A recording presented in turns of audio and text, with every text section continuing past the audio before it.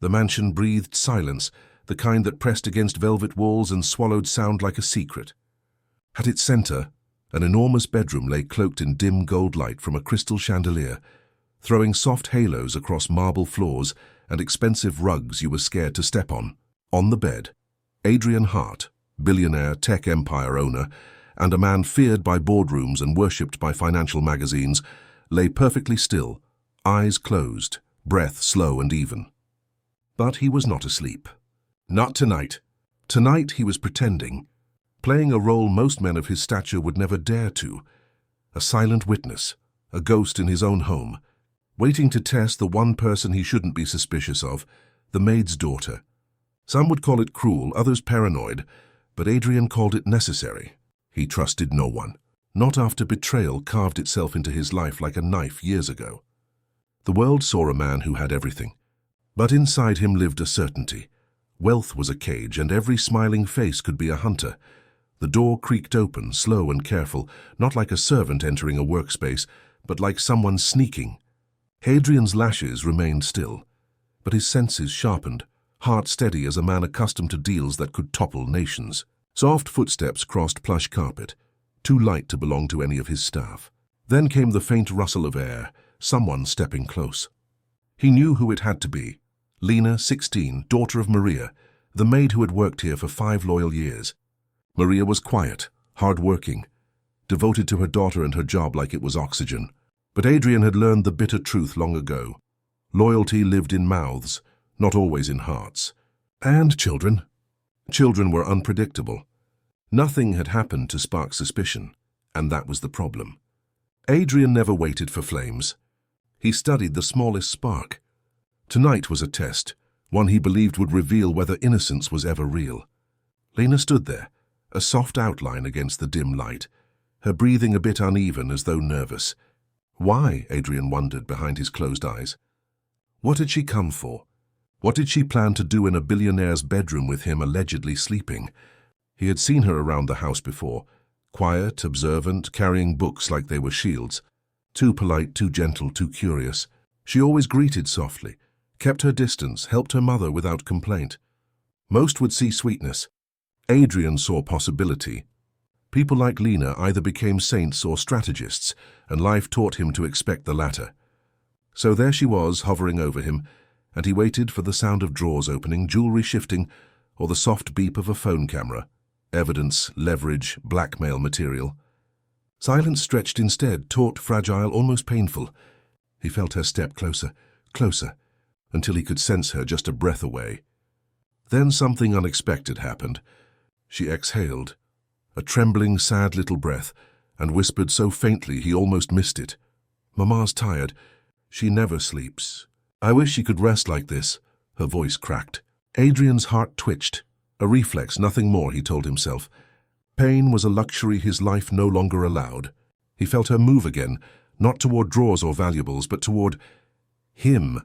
A tiny hand, warm, hesitant, brushed a stray hair from his forehead like she were touching something fragile, someone she cared for.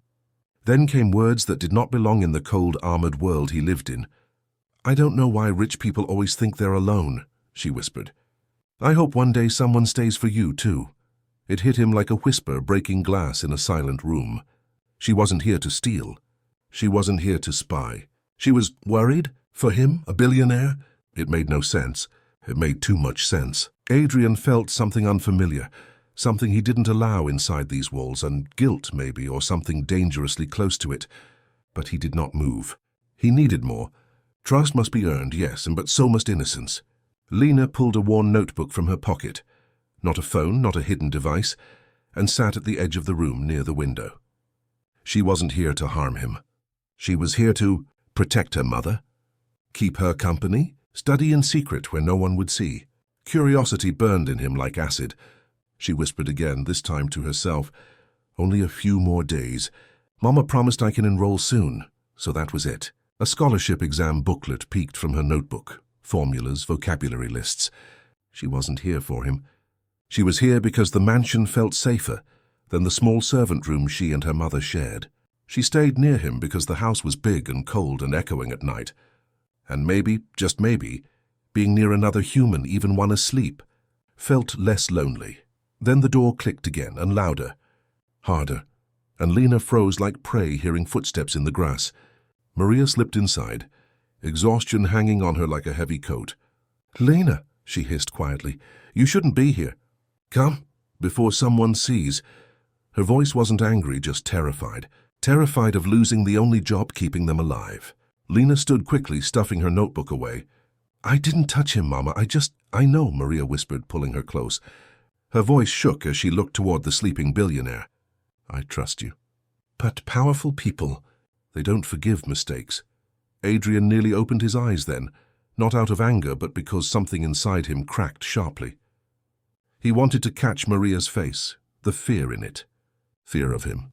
Of the world he built. Fear so deep it bowed her shoulders. They left quietly, door closing behind them. Silence returned, but not the same one. This silence felt heavy with truth. Adrian opened his eyes slowly. The ceiling stared back, mocking him. He was a king in a fortress, guarded by wealth and walls. Yet a maid's daughter, a child with nothing, had shown him more humanity in one breath than most people had in years. But suspicion does not die in a single moment. It retreats, circles, waits. One gesture wasn't proof, or was it? He lay awake long after they left, haunted by her whisper, "I hope one day someone stays for you too." The words crawled through his chest and settled somewhere painful. Perhaps he had misjudged, or perhaps kindness was the greatest disguise of all. Tomorrow, he told himself, he would watch again. Not pretend, watch, because now there was something more dangerous than suspicion in him, curiosity. And curiosity had toppled empires. Yet as he sank into real sleep, one truth hummed in the quiet. If Lena was innocent, he owed her something greater than silent gratitude. And if she wasn't, he had just underestimated the purest weapon in existence, a child who knew how to care. Night settled again, deep and heavy like velvet soaked in shadows. But this time Adrian Hart did not pretend to sleep.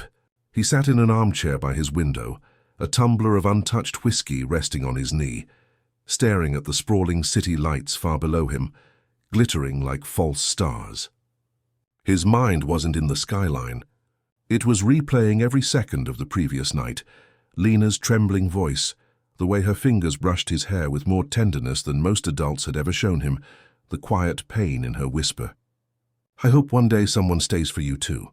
It haunted him, threading its way through every polished crack in his steel-plated heart. He'd built his empire on logic and ruthless instinct, but those words, they burrowed right past defense and sat where guilt lived. He didn't know when it happened, but at some point during the night, he found himself walking quietly through the corridor toward the servants' wing. He stopped before the small door at the end, Maria and Lena's quarters. He could hear faint murmurs inside, the soft rustle of pages turning, maybe whispered prayers. His hand hovered, not to knock, but to feel the reality behind the wood. 2 lives relying on him, 2 fragile threads in a world that could snap them without notice. He turned away. A billionaire shouldn't stand outside a servant's door like that. Vulnerability was a currency he refused to spend. But the image of Lena curled in that tiny room, studying by dim light rather than sleeping like a child should, seared into him. He went back to his room with a decision forming, slow, reluctant, but growing. By morning, the house buzzed again with soft sounds, polished floors, steaming breakfast trays, muted voices. Adrian sat at the head of the long dining table, untouched breakfast before him. A maid placed coffee near his hand. He barely noticed. His eyes flicked to the doorway.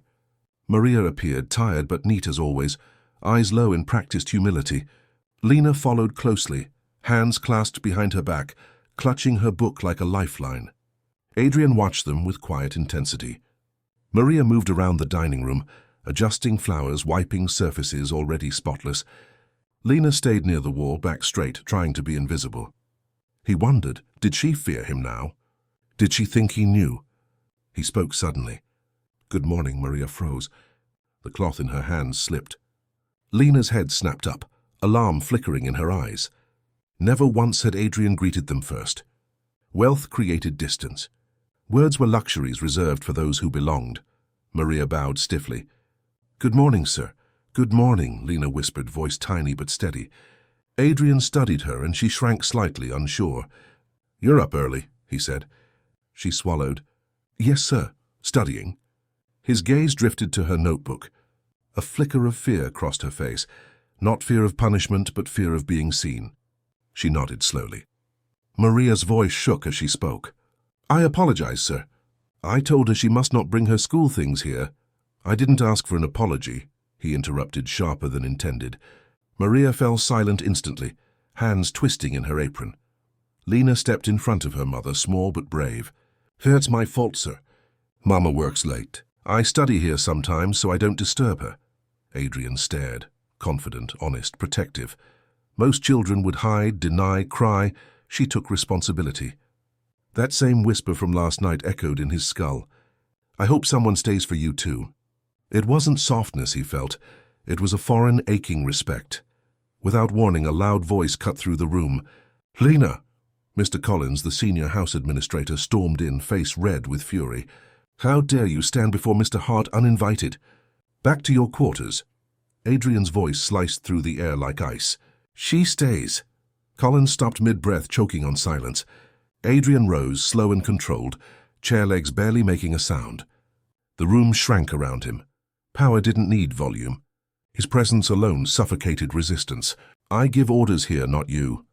His tone was deadly quiet and Collins bowed stiffly, retreating. Lena exhaled shakily. Maria looked moments away from tears. Fear and gratitude tangled like threads. Adrian did not soften. "Lena," he said, "come here." She hesitated, then stepped forward, heart pounding so loud he could almost feel it between them. He motioned to the chair nearest him. She froze again, disbelief on her face. "Sit." She obeyed slowly, as though expecting the chair to reject her. His voice remained calm, cutting through fragile air. "What exam are you preparing for?" Her eyes widened. "Scholarship exam, sir." "For St. Helena Academy, a prestigious school, elite." He knew it well, a breeding ground for future CEOs and royalty. He donated to it once. Even his money barely cracked its gates. "And why do you want to study there?" he asked, curious about what dream held her so tightly. Lena blinked, nervous but determined. "Because people listen to those who succeed, sir. And then I can help children like me." The answer hit him harder than her whisper last night. No bitterness, no greed, just purpose. Adrian leaned back, studying her not as a servant's child but as a mind. A force, a spark. And suddenly everything made sense. Why she spoke softly, why she observed quietly. Why her eyes held both fear and fire. She wasn't trying to survive. She was building a future. Before he could respond, a crash sounded from the hallway. Glass breaking, a gasp muffled into pain. Maria's body tensed immediately. "Lena, stay here," she whispered urgently, rushing out. Lena jolted up to follow, but Adrian raised one hand. Not commanding, but steadying. "Wait!" She froze, torn between obedience and instinct. Adrian stood too, pacing toward the sound. When he reached the corridor, he saw Maria kneeling, picking up shards of a crystal vase, blood dripping from her fingers. A young wealthy guest, a distant cousin visiting for estate meetings, lounged nearby, smirking. "Clumsy," the man sneered. "People like you break everything they touch." Maria bowed quickly, face red with humiliation, trying to hide her bleeding fingers. Adrian watched silently for a moment, his lifelong instinct demanding distance, indifference. But then he saw Lena behind him, small fists clenched, eyes blazing in silent defense of her mother. Something inside him clicked, not anger, not pity, something sharper, more dangerous. Humanity. "Maria," Adrian said, voice steady. "Stand." She looked up, startled. Slowly she rose. "Collins," Adrian called. The administrator hurried over. Adrian pointed at the arrogant guest. "Remove him." The cousin blinked, scoffed. "Excuse me." Adrian didn't repeat. Collins grabbed the shocked man, escorting him out as he sputtered complaints about power abuse. Maria trembled. "Sir, please don't—" "You're bleeding," Adrian said simply. He turned to Lena. "Get the first aid kit." She ran. Maria tried to hide her hands. "Sir, I'm fine." "I don't want trouble. He insulted my staff in my house," Adrian replied coldly. "That is trouble." When Lena returned, she knelt, cleaning her mother's wounds gently.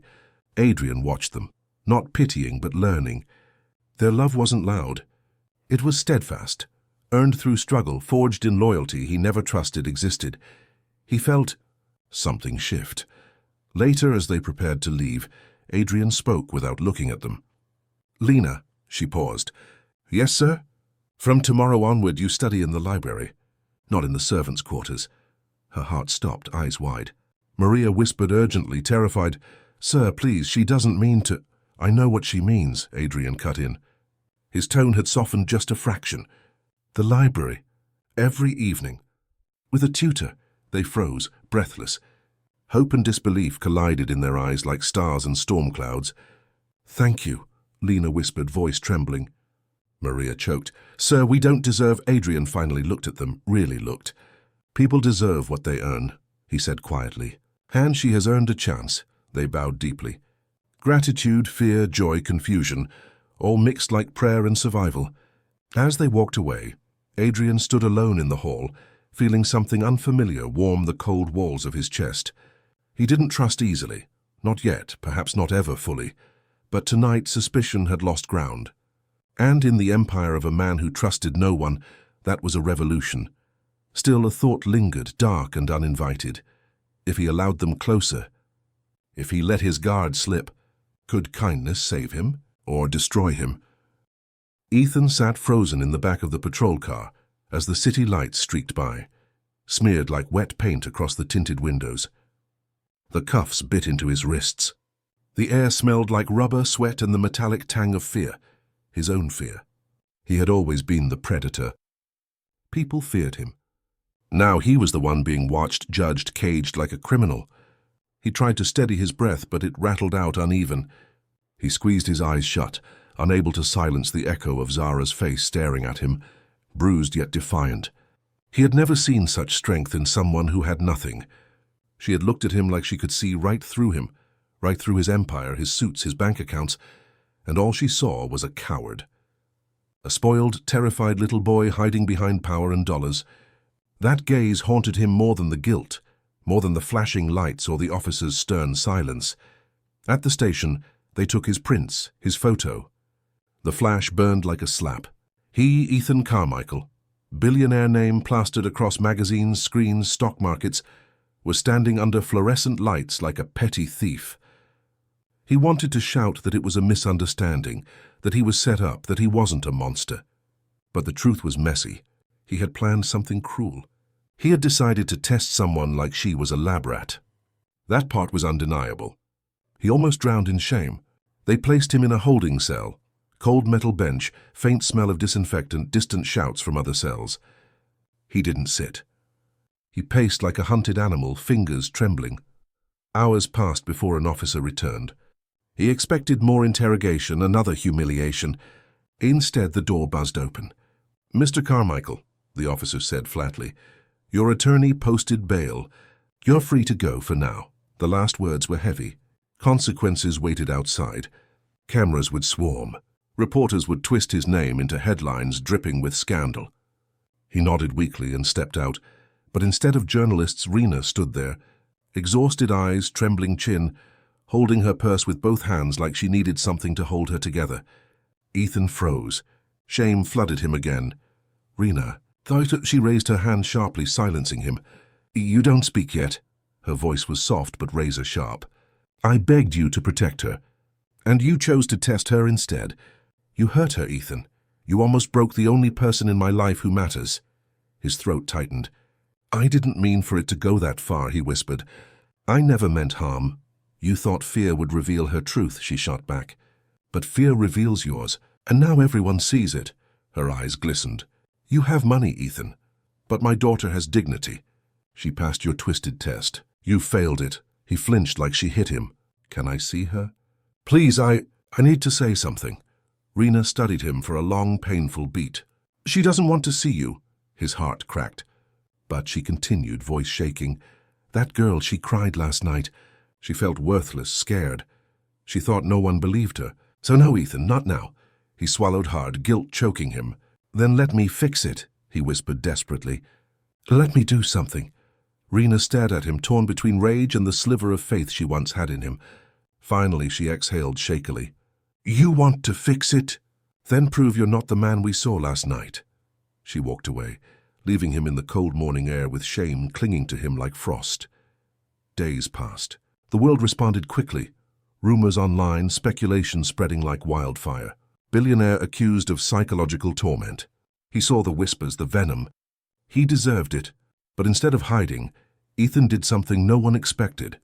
He walked into a press conference, no suit, no stylist, no rehearsed speech. "Just truth, I failed," he began, voice raw. Cameras flashed. "I thought loyalty could be tested through fear. I forgot loyalty is given through trust. I hurt someone who was innocent, who showed more integrity than I ever have. And I will spend every day repairing that damage." Reporters buzzed. Questions flew. He answered each with honesty. It didn't erase anything, but it shifted something. He didn't say Zara's name, he protected her privacy. He didn't blame anyone, not even himself in a self-pitying way. He simply took ownership. Behind the scenes, he visited charities for house staff rights, donated anonymously to shelters, met with psychologists about restorative justice programs. He chose humility, something he'd never practiced. Meanwhile, Zara sat at the kitchen table at home, her textbook open but her mind drifting. She traced the bruises that had almost faded. But some things lingered deeper. Her phone buzzed, an unknown number. She almost ignored it but answered warily. "Hello?" "Zara." Ethan's voice was quiet, tentative. "I know you didn't want to see me." "I'm not asking for that, I wanted to tell you something." She gripped the phone. Silence stretched. "You didn't break," he said. "I did. You showed strength I didn't know existed.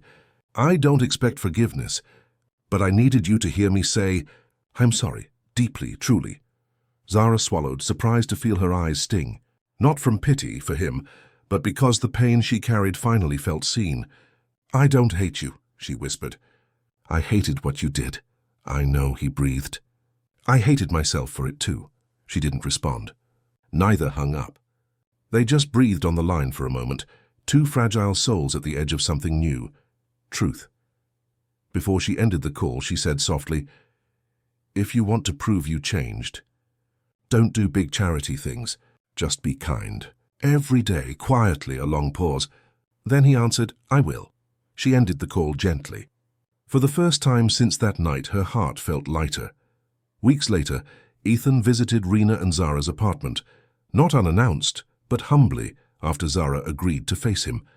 No fancy car, no bodyguards. Just a man carrying a homemade cake and trembling hands. Zara opened the door, cautious but composed. Rena stood behind her. Ethan met both their eyes. "Thank you," he said quietly, "for not letting me stay the man I was." They sat. They talked, not about the past, but about the future. Zara shared her dreams, medical school, helping trauma victims. Ethan listened, inspired. "I want to help," he said gently. "Only if you let me."